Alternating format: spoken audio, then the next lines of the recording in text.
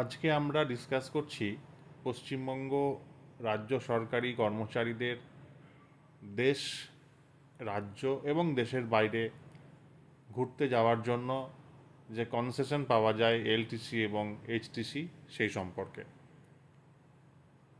ভিডিওটি স্কিপ না করে প্রথম থেকে শেষ অবধি দেখবেন এবং প্রত্যেকের মধ্যে শেয়ার করবেন, যাতে করে পশ্চিমবঙ্গ রাজ্য সরকারি প্রতিটি কর্মচারীর কাছে ভিডিওটি পৌঁছে যায়। তো চলুন শুরু করা যাক। প্রতি 5 বছরে একবার এইচটিসি অর্থাৎ হোম ট্রাভেল কনসেশন, রাজ্যের মধ্যে যে কোনো স্থানে যাওয়া ও ফিরে আসা, এবং প্রতি 10 বছরে একবার এলটিসি অর্থাৎ লিভ ট্রাভেল কনসেশন, দেশের মধ্যে যে কোনো স্থানে বা দেশের বাইরে নির্দিষ্ট কিছু দেশে যাতায়াত এর সুবিধা পাওয়া যায়। নির্দিষ্ট এই দেশগুলো হচ্ছে Thailand, Singapore, Malaysia, Myanmar, Sri Lanka, Bangladesh, Pakistan, Nepal, Bhutan এবং মালদ্বীপ। এইচটিসির ক্ষেত্রে 5 বছরের ব্লক হলো, দেখুন লেখা আছে 5 বছর করে ব্লক হয়। এই 5 বছরের মধ্যে আপনারা একবারই নিতে পারবেন এইচটিসি। যেমন বর্তমান যে ব্লকটা সেটা দেখুন 1/11/2020 থেকে 31/10/2025।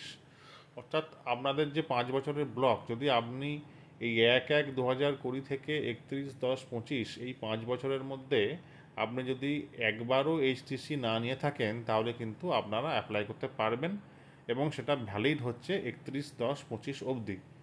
অর্থাৎ এই ব্লকটা 31/10/25-এ শেষ হয়ে যাচ্ছে। এরপরে কিন্তু আবার দেখুন 1/11/2025 থেকে আবার 5 বছরের একটা ব্লক শুরু হচ্ছে। অর্থাৎ এই 5 বছরের মধ্যে আপনি একবার এইচটিসি পাবেন।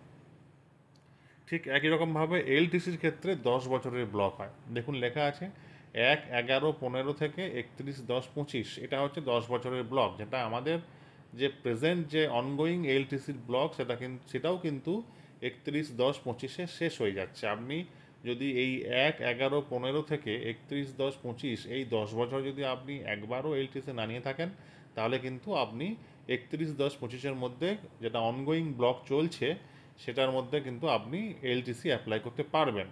এবং এরপরে কিন্তু আবার 1/11/25 থেকে নতুন একটা ব্লক শুরু হয়ে যাবে। একটা ব্লকের মধ্যে একবারই সুযোগ মানে আপনি পাবেন। আর সবথেকে ইম্পর্টেন্ট যেটা হচ্ছে চাকরিতে কনফার্মেশন হওয়ার পরে তবেই কিন্তু এলটিসি এবং এইচটিসি পাওয়া যাবে। কনফার্মেশন না হলে কিন্তু পাওয়া যাবে না। এইচটিসি হলো রাজ্যের মধ্যে এবং এলটিসি হলো দেশের মধ্যে যে স্থানে যাবেন সেই স্থান পর্যন্ত, বা দেশের বাইরে যে নির্দিষ্ট কতগুলো দেশ, যে স্থানে যাবেন সেই স্থান পর্যন্ত সোজাসুজি অথবা কম দূরত্বের পথে যাওয়া ও আসার রেল ভাড়া পাবেন বেতনের শ্রেণীবিন্যাস অনুযায়ী। যেখানে রেলপথ নেই সেখানে নির্ধারিত রেলপথের অতিরিক্ত পথের জন্য সর্বাপেক্ষা কম খরচে জনপরিবহন বাবদ খরচ পাওয়া যাবে, মানে চিপেস্ট মোড অফ ট্রান্সপোর্টেশন। যেমন ধরুন কেউ যদি কলকাতা থেকে দার্জিলিং যেতে চান, তাহলে হাওড়া বা কলকাতা বা শিয়ালদা থেকে নিউ জলপাইগুড়ি পর্যন্ত যাওয়া এবং আসার রেল ভাড়া পাওয়া যাবে। আর সেখান থেকে দার্জিলিং পর্যন্ত যাওয়া আসার জন্য সব থেকে কম ব্যয়সম্পন্ন জনপরিবহনের খরচ পাওয়া যাবে। মানে ধরুন আপনি ভাবলেন যে নিউ জলপাইগুড়িতে নেমে আপনি 4 চাকা ভাড়া করে দার্জিলিং গেছেন, তাহলে কিন্তু আপনি 4 চাকার ভাড়া পাবেন না। আপনি গেছেন 4 চাকা করে, কিন্তু ধরুন আপনার 4 চাকার ভাড়া আছে ধরুন 4,000 টাকা, কিন্তু আপনার তো সেখানে বাস রয়েছে, যে বাসের ভাড়া হচ্ছে 100 টাকা। তাহলে আপনি ওই যেটা কম খরচ, মানে যে বাসের ভাড়া বা 100 টাকা যেটা ভাড়া, মানে আমি বলতে চাইছি যে আপনি সব থেকে কম ব্যয়সম্পন্ন জনপরিবহনের খরচ পাবেন। সেটা আপনি আপনি যাতে করেই যান না কেন, ঠিক আছে। আর লোকাল জার্নি মানে লোকাল সাইট সিইংয়ের ভাড়া পাবেন না। মানে আপনি ধরুন ভাবলেন যে দার্জিলিংয়ে নেমে আপনি বাতাসিয়া লুপ, রক গার্ডেন, তারপরে ধরুন আপনি ভানু ভবন, তারপরে ধরুন ওদিকে যে যে আপনার চিড়িয়াখানা, এগুলো ঘুরবেন, সেগুলোও খরচ কিন্তু আপনি পাবেন না। আপনার শুধুমাত্র যেখান থেকে যাত্রা শুরু করছেন আর যেখানে আপনি যাচ্ছেন, এই দুটো জায়গার মধ্যে আপনি যাওয়া আসার খরচটা পাচ্ছেন, বা এটাই পাবেন। কিন্তু আপনি লোকাল সাইট সিইংয়ে কিন্তু কোনো রকমভাবে খরচ পাবেন না।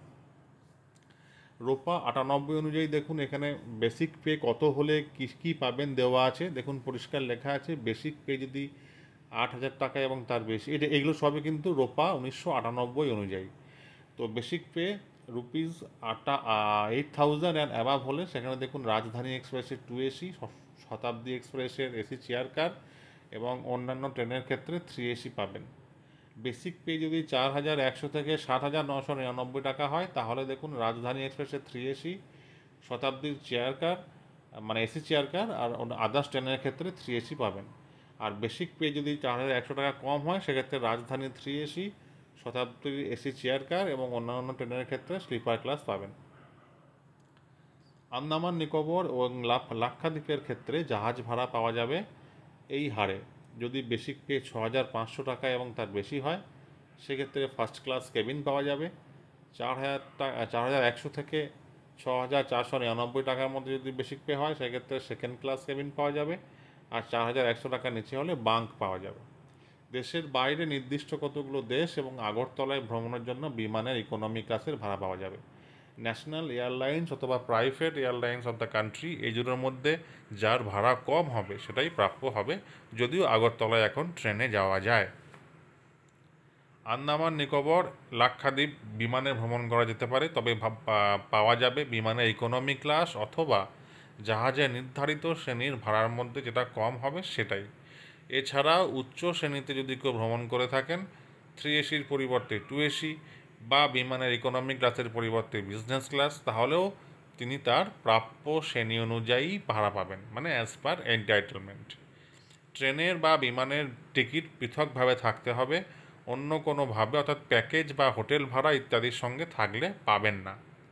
এলটিসি এবং এইচটিসি একই বছরে নেওয়া যাবে, তবে একই সাথে বা যৌথভাবে নেওয়া যাবে না। জনস্বার্থে অথবা প্রাকৃতিক দুর্যোগ জাতীয় অনিবার্য কারণে ভ্রমণ বাতিল হলে টিকিট ক্যান্সেলেশন চার্জ ফেরত পাওয়া যাবে। বিদেশ ভ্রমণের ক্ষেত্রে সেই দেশের নিকটতম ভারতীয় বিমানবন্দর থেকে গন্তব্যস্থলে যাওয়া আসার বিমান ভাড়া পাওয়া যাবে।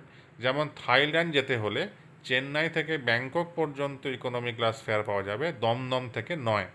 সেক্ষেত্রে কলকাতা বা কর্মচারীর হেডকোয়ার্টার থেকে চেন্নাই পর্যন্ত নির্ধারিত শ্রেণী অনুযায়ী রেল ভাড়ার টাকা পাওয়া যাবে।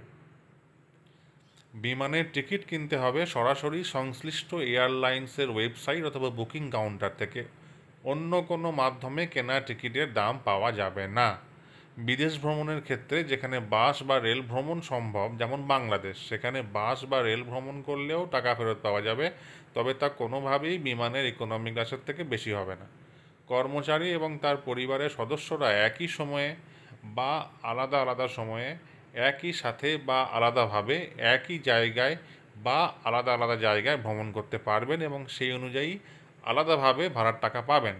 কর্মচারী নিজে না গেলেও পরিবারের অন্যান্য সদস্যদের ভ্রমণের জন্য ভাড়ার টাকা পাবেন। এলটিসি এবং এইচটিসি নেওয়ার ক্ষেত্রে অগ্রিম পাওয়া যায়। টিকিট কেনার 10 দিনের মধ্যে অগ্রিমের জন্য আবেদন করতে হবে। অরিজিনাল টিকিট উইথ ফটোকপি জমা দিতে হবে। অরিজিনাল টিকিট ফেরত পাওয়া যাবে আফটার ভেরিফিকেশন। অগ্রিম নেওয়ার 60 দিনের মধ্যে ভ্রমণ করতে হবে, অন্যথায় অগ্রিম ফেরত দিতে হবে। ভ্রমণ শেষ হয়ে যাওয়ার 1 মাসের মধ্যে ক্লেম বা রিইম্বার্সমেন্ট অর অ্যাডজাস্টমেন্ট জমা দিতে হবে। অগ্রিম না নিলে ভ্রমণ শেষ হয়ে যাওয়ার 3 মাসের মধ্যে রিইম্বার্স ক্লেম করতে হবে। ভ্রমণের আগে ভ্রমণের স্থানের ঠিকানা অফিসকে জানাতে হয়, মানে ইন্টিমেট করতে হয়। ভ্রমণ আরম্ভ হওয়ার আগে এই স্থান পরিবর্তন করা যায়, তবে ভ্রমণ শুরু হয়ে যাওয়ার পর আর তা পরিবর্তন করা যাবে না বিশেষ অনিবার্য কারণ ছাড়া। কোনো কারণে অরিজিনাল টিকিট জমা না দিতে পারলে ফটোকপিস অব দ্য টিকিট জমা দিতে হবে। স্বামী স্ত্রী উভয়ই পশ্চিমবঙ্গ রাজ্য সরকারি কর্মচারী হলে যে কোনো একজনের পক্ষ থেকে এই সুবিধা পাওয়া যাবে একক পরিবার হিসেবে।